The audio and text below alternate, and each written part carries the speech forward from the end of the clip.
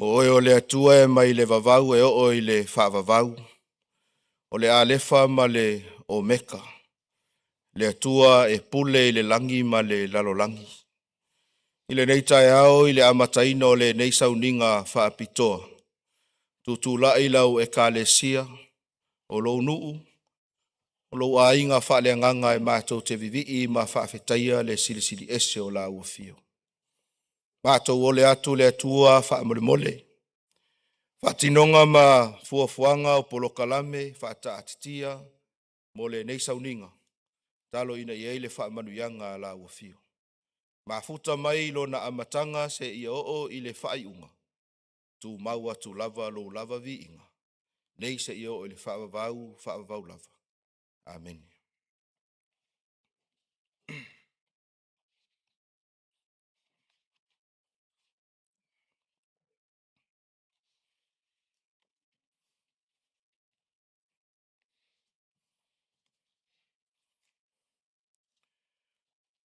Taunu mai i le kalesia ia nisi o vaenga mo le fofongaina o le tātou haufia ma le mamalu o le tātou maaftanga.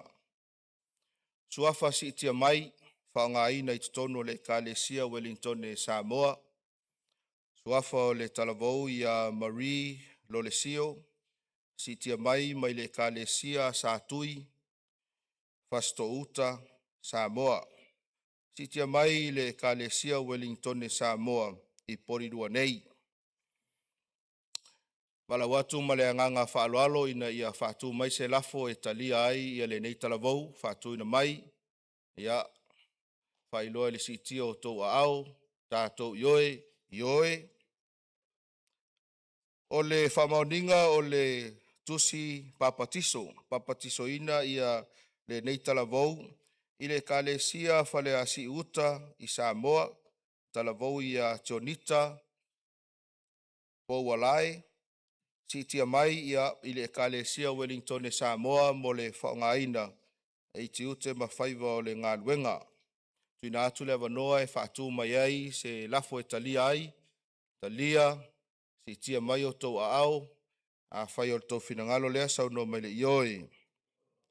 Mo le atu le nganga whaamalo, ma le nganga whaaftai, mai mo le atu ai foi ia le a au le whaatalofa ma le whaafeilo inga, ina ia tātou talavou, ia ua si tia mai o la ua suafa, ina ia ngā lulue, ma o tātou mafuta, i le kalesia i porirua nei, a wafo i le whaongaina o tāleni, ma mea alofa whaaleanganga. E ia te au le anganga mawalalo ma le whaaloalo te le lava, o te whaatalofa ma o whaafeloa ia tuai, i le paia o le tātou e kalesia, a mata mai lava i taitai o le tātou ngā luenga, ma ona soa tau, ia whapea i foi ia le vasenga o toia i ina mo lātou whaletua, le mamalu o le kalesia mai ona tūla ngā tofi ese, tā lofa lava. Pata lofa foi na yo tātou tamama na yo tātou tina mātutua, e ui na sui le tau, o mai le malulu, ia aele o mawhai ai o na tuua, ia le a ngai mai, tātou te tāpua i whatasi le atua i lea sapati, ma lea sapati o le tatalo ina ia angalelei, ma whaamanuia te le atua. Mai tauina iei nisi o tātou uso a mālolo o tātou mafuta i le nei tai au, whaaftai i le filfilia o le kalesia Wellington e Samoa, e avea ma malu e te tāpua i atua i lo watua, ma e vivi i atu i ateia ona o mea silisili, ua ia whaia mo i tātou, ta lia male anganga fia o tau uma i le nei tai au. Whapitoa lava ia le whaafeilo inga, i le nei tai au, pei o na silafia i le tātou e kalesia, tāpati le nei o loo atofaina po o whaakale ina, i lunga o polokalame le kalesia, o le sapati o le Papatisoga. Upulava le tusi pe tasi, e salamo, e vivii a ngelu e fia se lau i le langi. Mai fia whailo atu i le tai au nei, whaatalofa alo ia toi foi le talavou ia Eleanor, ia ua i ula na whitwhilinga. O le a uia le vai o le Papatisoga, ia o se moli mau ola. E le ngata i luma o le atua, a o luma o le ekalesia, o a inga wō mai masani. E tau atu, e a mata atu nei, o le a whapena o na sāwa vali whātasi malona li o Yesu Keriso. Se ia o i le aso e toia fio mai ai o ia. E le ngata i lea le ekalesia e pei o no tou sila fia, e tolu lava ia awala e ulufale mai ai le tangata i totonu o le ekalesia sofitu o le toia fio mai. Awala mua o le uia leo le vai o le Papatisoga, leo le a whaatino i le so. Lona lua o le sitia mai leo o le suafa, pe a whai e ai, pe a whai wa uma o na Papatisoina oe, i se isi ekalesia sofitu o le toia fio mai i lalo o le whaamalmalunga, a le ekalesia o le au mātutua po le tato General Conference. Lea fo isa whaaleo nei ia suafa si tia mai, ma le awala lona tolu o le tautinonga lea e whaia i le whaatutua. Pe a whai wa uma o na e uia le vai o le Papatisoga, ma ua e talia fo inisi o awa onga fau e whaapopo i awa onga, e o tutusa ma fionga pa ia le atua. Tai au nei o te fia e whailo atu le tato ekalesia, e to lua fo inisi ua filifili, o le a whaatinoina le tautinonga o le whaatutua, e a vea i le ekalesia sofitu le toe fio mai, Wellington e Samoa i porirua nei, o se ekalesia o le a tautua ai, e whaataritali ai le toia fio mai o lo tātou wali. Me lea e whaatalofa tuai le sunga ia Neuri, Fuata, Fasavalu, ma le whaletua ia Tausii, Christina, Fasavalu, Neuri, Talia ma le anganga fia i le nei tai au, whaamanuia le atua i le tātou Sauniga i le nei tai au. Me lea le ekalesia, o le a tātou tutulai, ma le loto fia ma le anganga oli le atua, tātou amataina i le nei Sauniga i le viinga, se lau fa se fulu ma le ono. Se lau fa se ma le ono le viinga o le atua, o le a tātou pepese whaatasiai, whaafatai.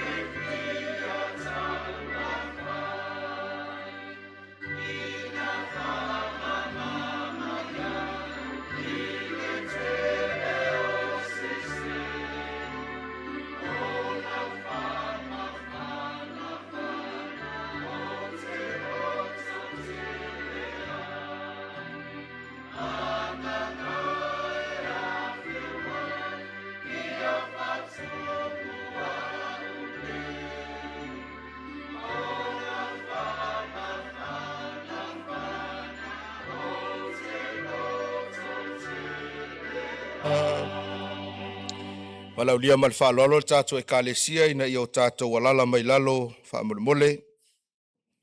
Walau atu i le vasenga o ti akono, ia mo le tu whātasia o tātou taulanga ma tātou se furuai.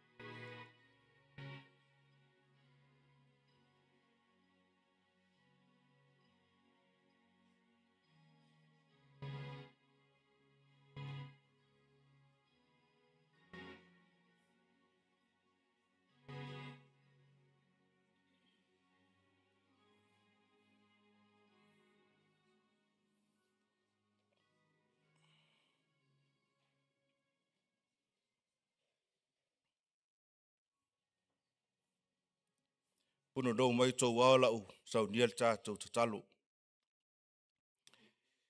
Le atua e le fesilingia le tamau a inga o la ua fio. E le fesilingia foi le loloto ma le lautele o lo alofa na wa. E le fesilingia foi le atua lo whaamaoni. E le ngata o uti ute fai o le foai ma le tuina mai lea o le malosi i o tangata. A o manuia e to ulu mai e pei o le ua i aso uma.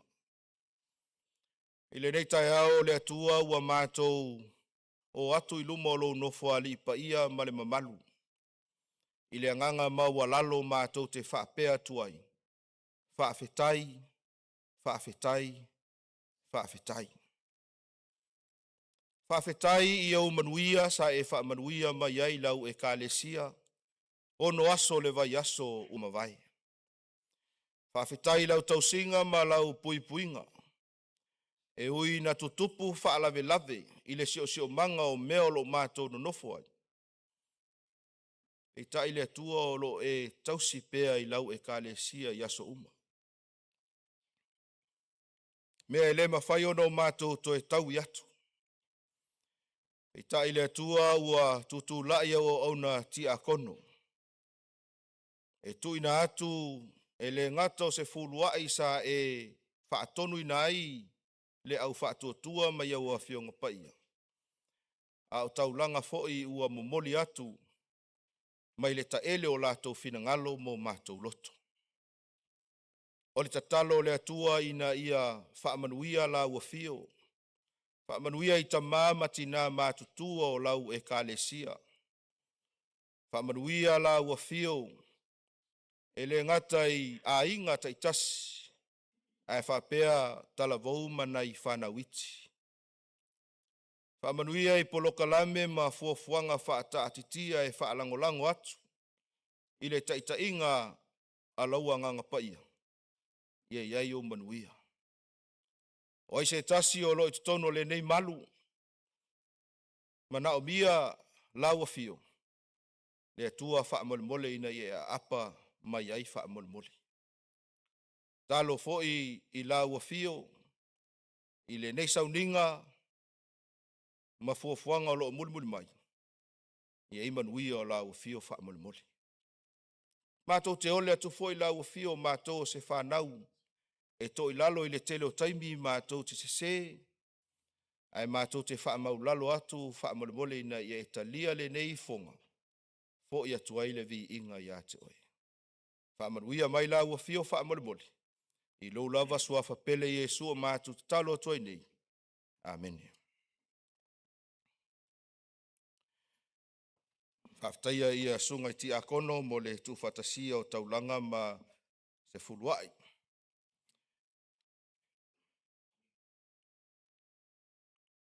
O le Feau mo i tātou i le tai au nei ua whaautuina whapea. Talia e Yesu Keriso le tangata angasala. Talia e Yesu Keriso le tangata angasala. Jesus accepted sinners. Talia e Yesu Keriso tangata angasala. A whaio i eilau tuspa iau te manatu e te sue le lukam ta upes fuma le lima. Na o le lua whai upu le atato va aia i le tai au nei. If you have your Bible with you, I want you to turn to Luke chapter 15, verse 1 and verse 2. Just 2 verses for our sermon or our message this morning. Mo na ia tātou talavou. Luka mata upes fuma le lima, whai upu mua ma le whai upu e lua. A whai wa maua ia whapea mai amene. Lei, mana ia leo te leo vaenga le luma i ai whaatau le ai mase leo i. Te tato whai tau whaatasi whai upu i e lua whaamole mole whai tau.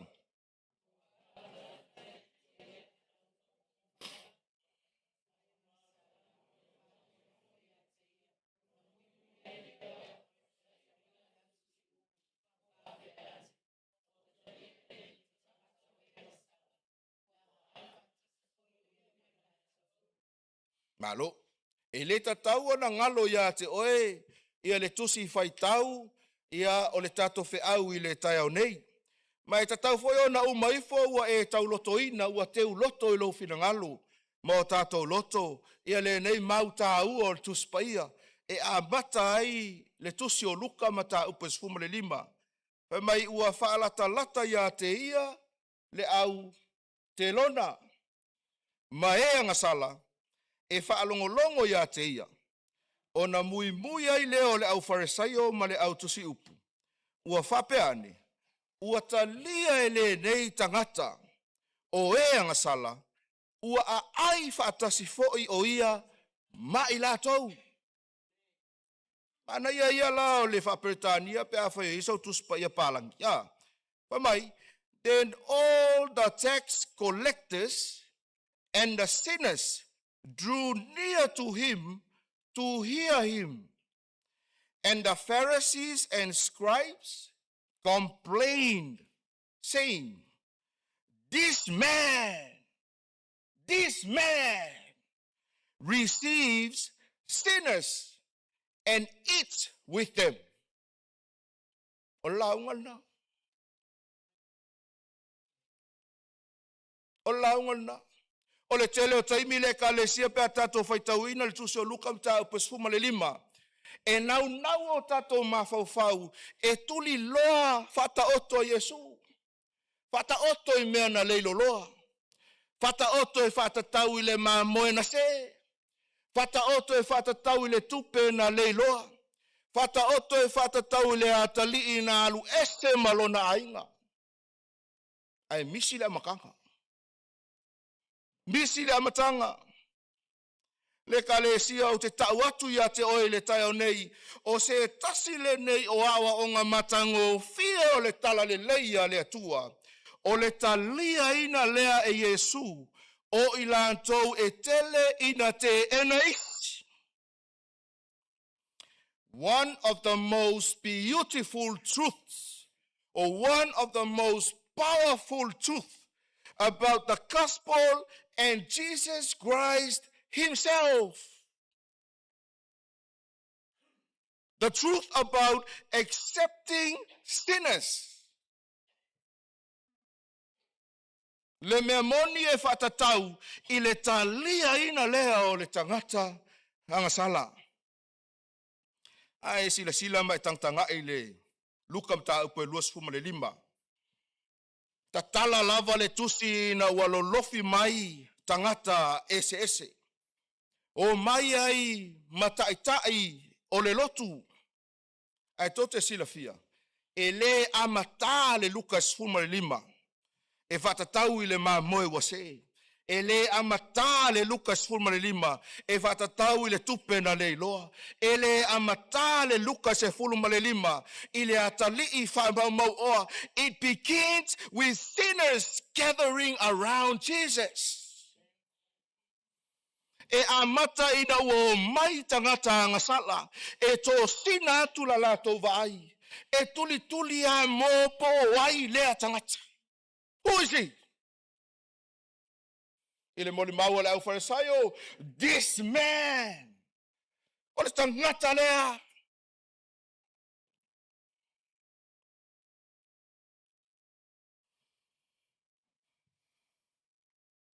Mai o se vaainga e whaate I ai taitai o le lotu. They were shocked. O se vaainga e tutua e mo loto whapeifo. O le hale mea le ua whai e Yesu, whai mai o ia o le alo o le atua.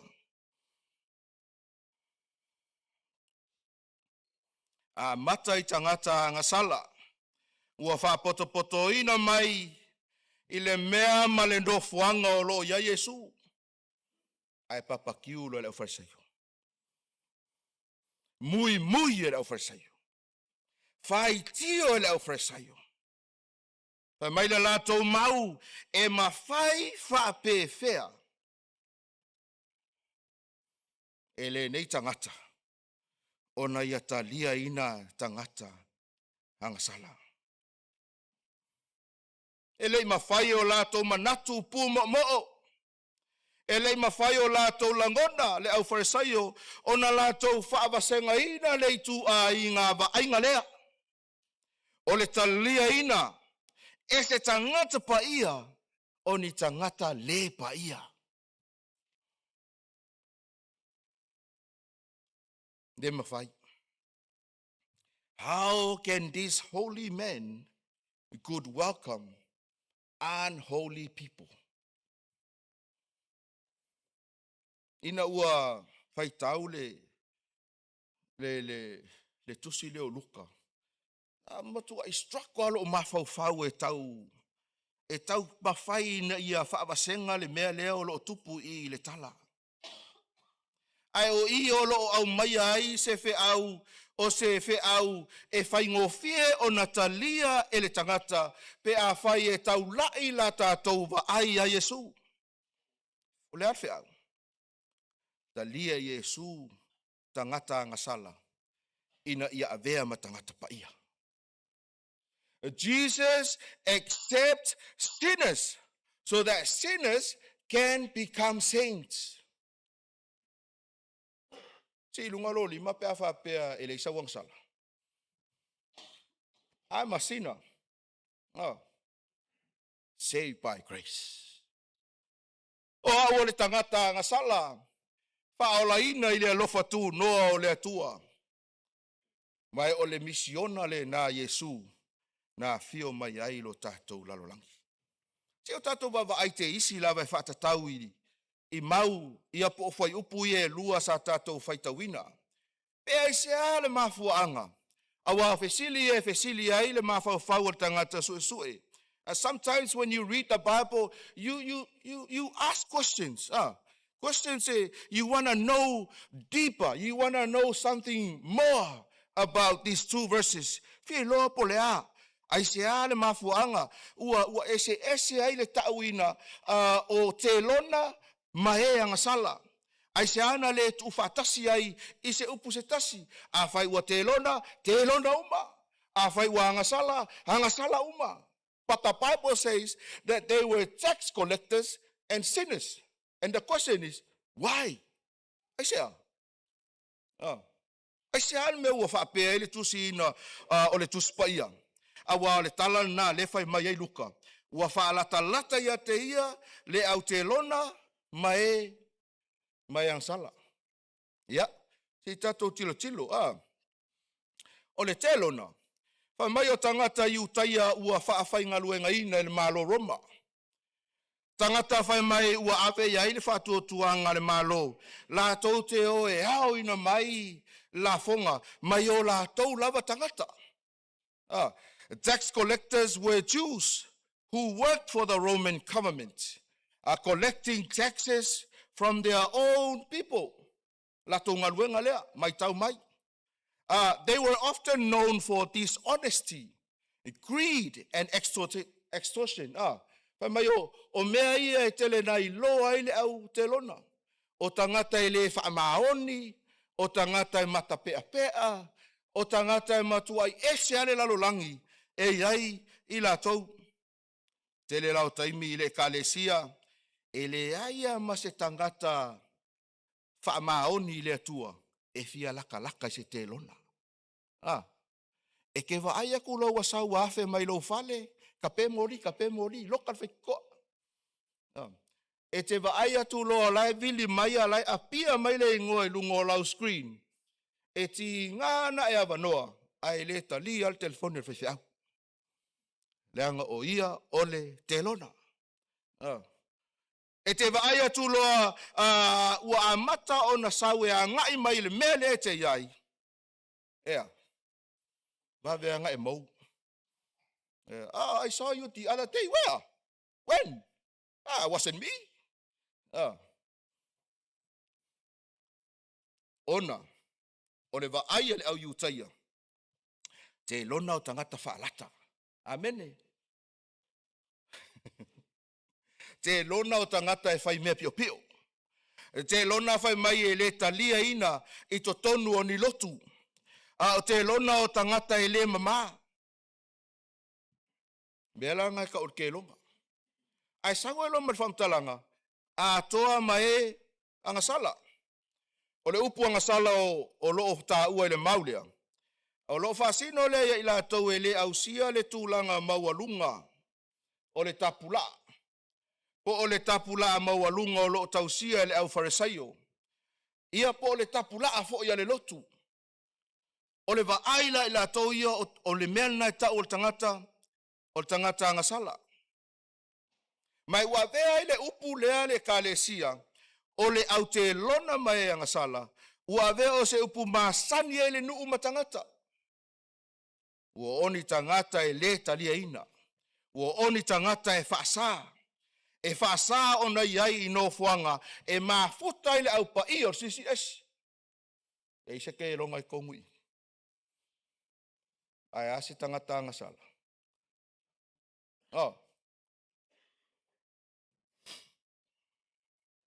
Le kalesia. Ile va aia le au farisaio. O tangata nei. Ua matua i le ai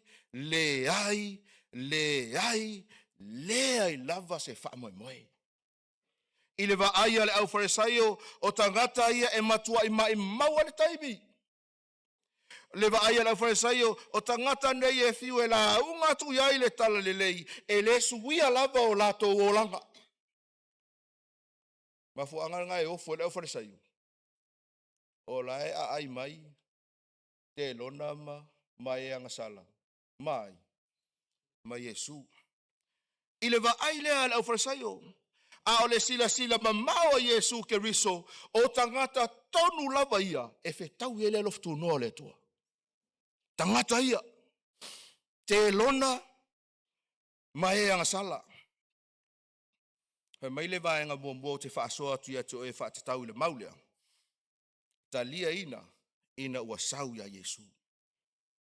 Talia ina wasau ya Yesu, accepted because they came to Jesus.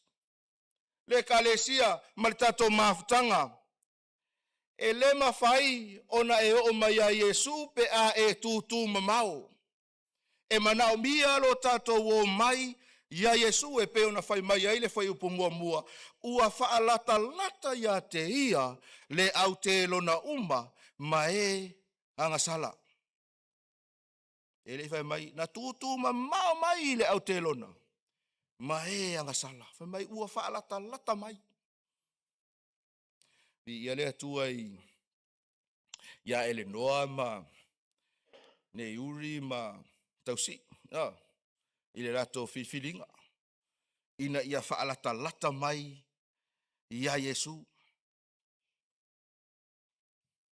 Ele I whapea mai le fionga pa ia le atua, o le mafuanga na lai o na whaalata lata mai, te lona ma le auanga sala, ina ia o mai e tau pule pule e whai se mele anga ia Yesu. Ina ia whaalata lata mai e o mai e whaalata o ia. Ina ia whaalata lata mai e tau lava, ina ia maua ai se mafutanga mai ia. Ai whai mai la le suso o ngale mau. Ua whaalata lata ia te ia, e whaalongolongo ia te ia. They drew near to hear him. E ile tala tuspa ia, le whai mai ala ngā muli isi a Yesu, e fia ai Failauga Yesu. Na umara i o Failauga, toi alu tangata ia I le mena, na sauai. E le tali tonu ia o onga Yesu. Ai o le tala lea le ka le sia le Lukas 5:5. Whai mai na whaalata lata mai I lātou ma le whaamahoni o lātou loto. E fia whaalongolongo ia Yesu. E fia I loa fionga pa ia le atua. E fia maua se avanoa. E tā pena I le soifua ma le olanga. Awa aso leanga. Ma le taimi e toia fio mai ai o ia. E eile mea alai o na tō sina tangata ia Yesu le kalesia. Why are you drawing near to Jesus? Ai sea le mafuanga alai o na e lata ia Yesu. Ai sea le mafuanga alai o na e tō sina ia Yesu. Ai sea le mafuanga na alai o na tō sina le au te lona ma le au wanga sala ia Yesu. Mua te fia tau otu ia te oel melei. Leanga e alofa muti vale Yesu Keriso. E le whaasala ia se tas. Compassion instead of condemnation. A e sau ia Yesu e talia o e Yesu. E le ngata I lea, whai mai o mea nei e maua ia Yesu, e maua I le whaamoe. Nai lo le ai o se whaamoe. A e alu ia Yesu, e te maua I le alofa tu noa o le atua e talia ai oe. Nai lo le tuli e sea oe. Ai alu ia Yesu. E te maua I le upumoni. E fusia ai tangata uma I le alofa. I le au farisaio le kalesia. Lātou te manatu. Pea I le au te lona maeanga sala. I mea se na o lātou whaia. Lātou te vaava ai masei. E aia mase mea misi. Ngō mua kule li ngā lai kūkūl whare fwoi ngari. Ai mase me misi I le au farisaio. Ia Yesu, na te whaalia ia le vaenga I mawhai o na whaia e le atua mō lātou. E le whinangalo le atua ina I o tātou tū mau I lo tātou o langa to I lalo le kalesia. Tō tele tangata e au ngatatao lātou manatu I mea nei o lotu. O nai mumusu mapopole I le au whaamasino lea I totonu al farsa. Many people stay away from church. Why? Because they fear other people. They are pointing finger. Oh, here he comes. Oh, here you see her. O na vea I leo le lotu ma le ekalesia le atua. O se mea fo I lea e te whaamamau ai ma isi tangata. Le mawhai ono lātou o ese ma Yesu. Lātou te fia matalia o ia.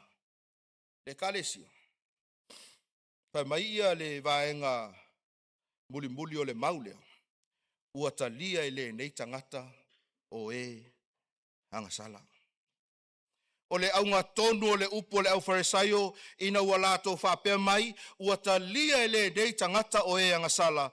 O se whaaluma ina lea o le ngā luenga whaatapua inga. O se luma lea I le ngā luenga wha farisaio. O se luma lea I le ngā luenga o taitai o ekalesia. Ai I le whaafafonga le langi. I le upu lea le au farisaio. O se moli mau sili lea. E whaatatau ia Yesu. O le talia ina o e le tangata e kalesia I le atua. o le tatala ina lea o ao Yesu ma whape atu ulu fale maia. Talia ina oe, e fusi ma opo potai, ma whape ifo vi ia le atua. Talia ina oe i le maftanga, e le noa ne uri tausi. O tatalo na le kalesia. E le ngata o lao tau filfilinga i le aso, e tau tino ai luma o le atua. Ai o se vaenga fo i e tātou te whaia ma le whamaondi. Ina ia tātou tatalo le tasi. Ma ia aua ne o tātou tuulafo ia le whaatua tuanga e manuia ai. Hamoe moele ka le sia. Au tātou wanga i le nei Sauniga. O le Papatisoga ma le whaatinoina o le Sauniga o le tautinonga le whaatuatua. O se whaamanuianga lea. E le ngata mo lātou e patino iai. Ia ai whaapea foi. Ia tātou o le e kālesia.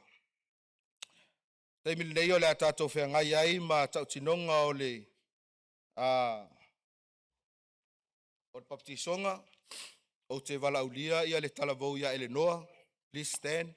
I would like to call upon Eleanor. This is your baptismal commitment. It has been summarized to 3. So I will read it to you and you will say yes or I do. Sorry, let me get something to. So left. Late. Number 1.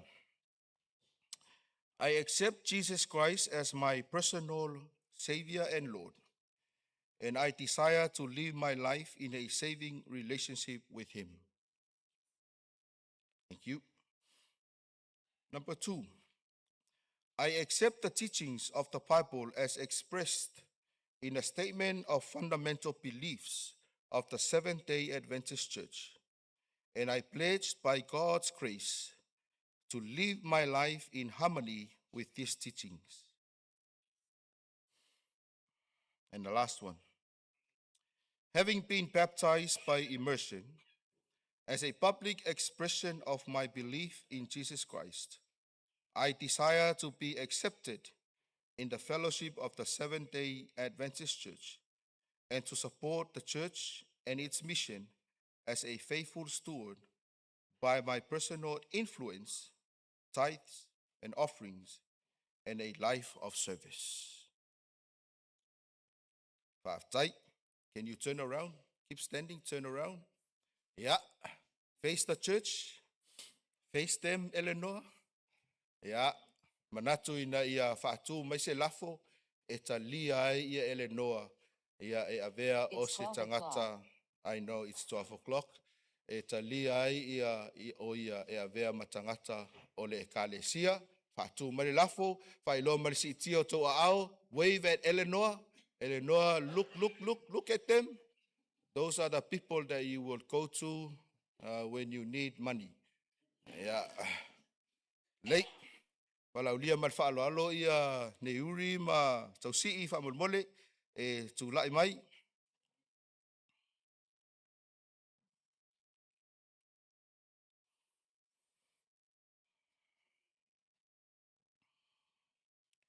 Ia, la ufaita wina atu ia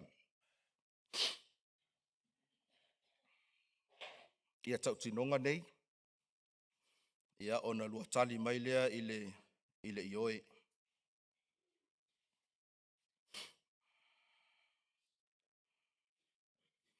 O lau tautinonga ia Yesu. Ua o talitonu o Yesu o lo walii ma lo whaola. O le tuspa ia o le whaavaelea o le ola kerisiano. Whaftai. Lua. Ua o taliaina ma talitonu a toa. O le tuspa ia o le upumonia le atua.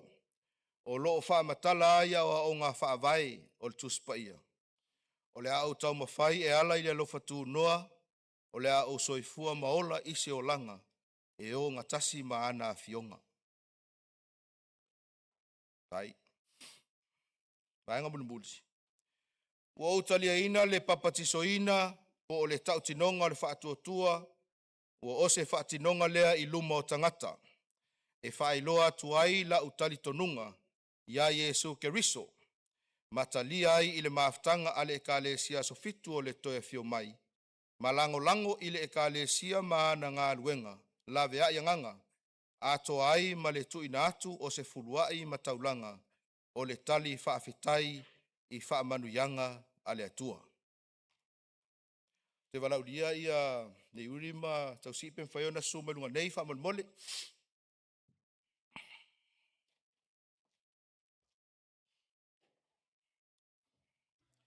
Ia. O le avanone e fia tuina atu ia te ila ua, ia ai le whaia ia le whaatu mase lafo Italia inai, ia mosina tala pupu foi. Ia I tono le tātou e kālesia le netai au. Ia, mo le atu le whaftai lau sunga pasta mo le no tāua. Ia, tamanatu ia e ve ia lau leo e whai ma sui o ma uaman ma ainga ia ta tonu ia whaftai le tua mo le nei awa no tāua. Ua whitwhili ai e fia wha au pela au na mo le atua o maua le ola man ma los. Ia ta tonu ia whaftai fo e kalesia mo le talia ina o ma uaman ma whanau. Tonu le ngaruanga le atua whaftai lava. Ia, whamanmole, whaatu mai se lafo e talia ai ia I la ua nei, ia, whailoa mai le si itia o tau ao, talo mai, ma e smile, ia, whaaftai. Ia, a o iai pela ia sunga ne Iuli ma le whaletua I lunga nei, ia, o te wala au atu I le sunga ia whasoo, e tu lai mai, mo le tuina atu o le tusi o le tautinonga, I whaatuatua, ia ato ai ma le mea alofa tuspaia ale ekalesia ma le whaanaunaunga. Ina ia to anga whaitaulau tuspaia ma ia ma sue ia le lei. So,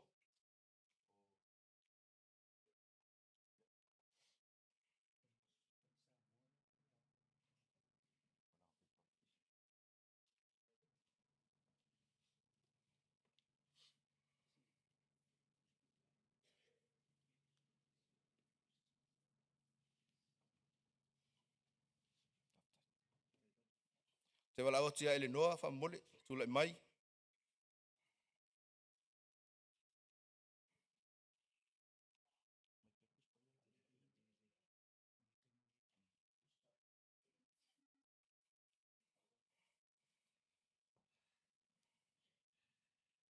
Ia.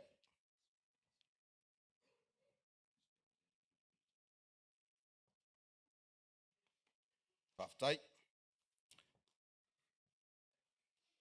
Marole o sa ile kalesia. Ia. Whaftai atu ia whasoo le whawhautua o le mtanga luenga leo le personal ministry.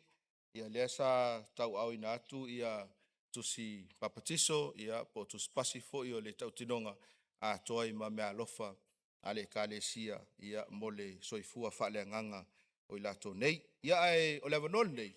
Ia o le a whaatino ai ia le Sauniga o le Papatisoga. Le la su atu ia ele noa. E tapena mo le Papatisoga.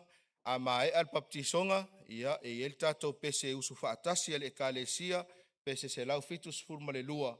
Ia mawhai ai mal tatou talo whaaiu.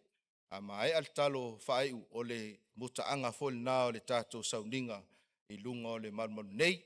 Ia ai amaea, ia o na ngai atu leo le sunga ia Neuri ma le whalitua ia tausii, a toa ai ma le talavou ia Eleanoa, ia I le tūlanga masani, ia mo le whaafeiloa inga o le tātou e kalesia.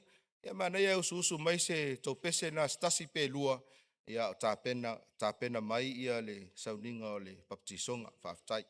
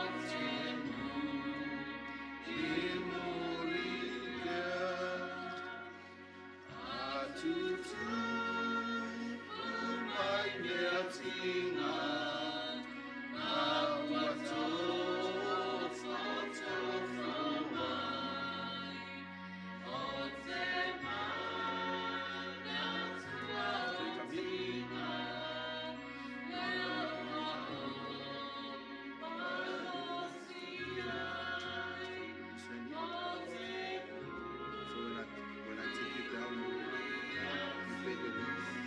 And when you come up, you just push yourself up so I can get this in and bring you up. Alright? You're my favorite person around. That's my favorite team.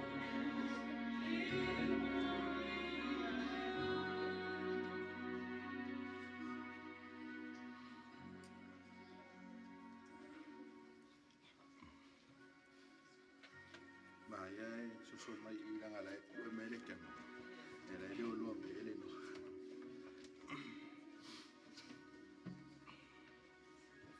O Maya, nei tonu le tunga mauswa vai male talavo ya Eleanor.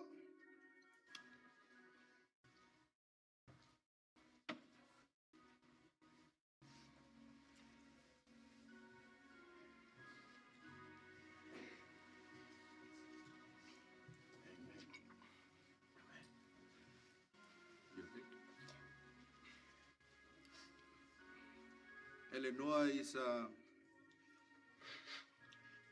very talented young person. Amen. He's been in this church for quite a while.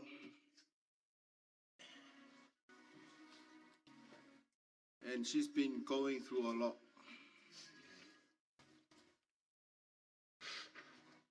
But she made her decision long time ago.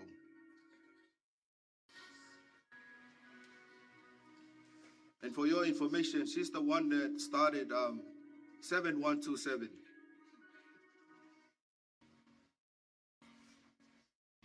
Pray at 7 o'clock in the morning, 12 in the afternoon, and 7 p.m. And when I shared this with our church one time, doing AY, I put on my contact number and I said, if you want me to pray for you, just text or message me this code, 7127. But I never once mentioned the person who started. This is her. And I got a few people on that list, praying for them, and they're praying for me as well. Eleanor, you have your family here with you. And you have your friends. You have your church members. That's your network. But most of all, you have your pastor in the water with you.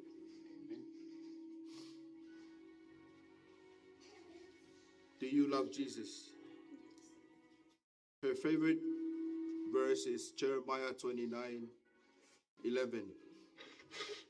For I know the plans I have for you, says the Lord. Plans to prosper you and gives you hope. What a verse and what a testimony. O se mauta ua mo Eleanor. A o ia sa au ne tu ina atu lona soifua ma lona ola. Ia Yesu Keriso. Eleanor, when you get out of this water, there will be more challenges you will face. Satan is not happy at all because you are here. But I can assure you this, greater is he that is in you than he that is in the world. Ma o le tatalo fo ia wha manui atu le tua. Church, remember Eleanor in your prayers. Tato a inga mawo manatua Eleanor I lau tatalo. I le taimi le nei.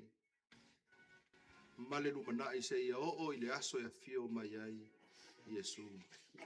Eleanor, because of your love for Jesus, it is a privilege for me as a pastor of the Wellington Samoan Seventh-day Adventist Church. I'm going to baptize you in the name of the Father, the Son, and the Holy Spirit. And the church says, Amen.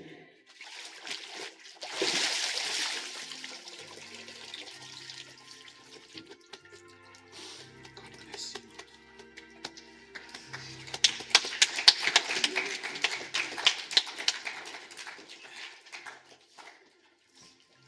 Pataya tu ile sunga toina ya Simo'o, male ainga ya maise ia aingo Eleanor, ya oto umo lo langolango ina filfilinga Eleanor ile neitai au, ya maise ai le pa ia malmalu o le tato e kalesia. Sa tato langi ina. If there is a young person this morning that wants to give your life to Jesus or renew your relationship with God, while we sing this last verse, don't be shy to stand and say, Lord, I wanna take you to the next step, a deeper relationship with you. You're not gonna come up and I will baptize you, but I'm gonna work with you. And if you wanna text me or message me, 7127 is the code, so that I can offer a special prayer for you from 7 in the morning, 12 at noon, and 7 in the evening. Ala usu mal tato fai pumuli lea amal mole a fai e se tasi e fia tu lai le taio nei e fa peifo le tua o te fia fai se amatanga fou I lo o langa o te fia fa lata tu ya te oe o te fia mo mia oe ya so uma lo ola. This is your time. This is your opportunity. Se tato pese fa tasi fa mo tutu lai le kalesia.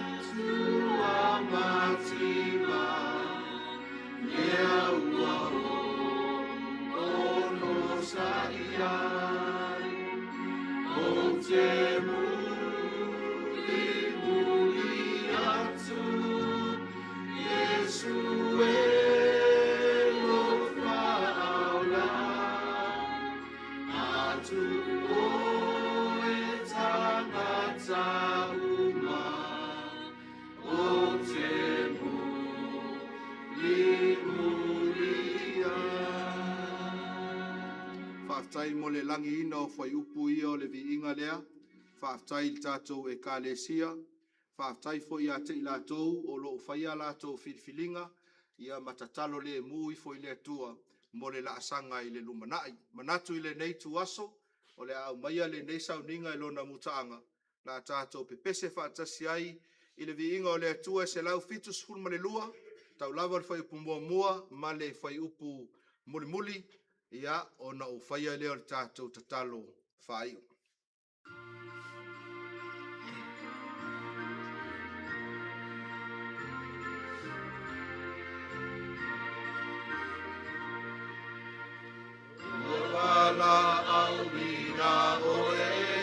Yesu, ile aso,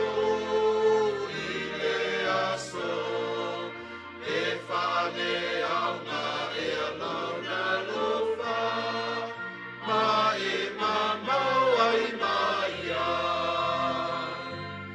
O amala aula Yesu, ile aso, e sile na olo balau mai olo balau ile aso. Ua taua nau mai te alama Yesu, ile aso, o e talia lona leo alofa, e manui alaba. O aula Yesu, ile aso, Yesu e na ola mai oloba, au ile aso. Whawhitai lea tua e leo muta lau wala au, ia te mātou i lea aso, ma lea aso. Whawhitai fo i lea tua au au oe o lea tua lofa ma lea lofa fua. E te whina ngalo ina ia mātou whaalata lata tu ia te oe, i taimi uma e whainga tā ila mātou sāwalinga i le nei o langa. I le nei tai au lea tua, ta talo whaapitoa mō lau e kālesia. O inisi o loo mānatu natu le tua ua tatau o na iai se suinga i le o langa, ma talia ina oe a vea maalii ma whaola, pa ia tuai lo wanganga whaamole mole. O le nei tai au a mātou sauni e ta ape atu le nei Sauniga, mana tua i la mātou tatalo e le noa, mana tua ina ia fesosoani le anganga o lau fio ia te ia. Mana tua foi ia le sunga ia nei uri, ma tau sii, le ainga, ia tau fi mauina e loa au tau matau.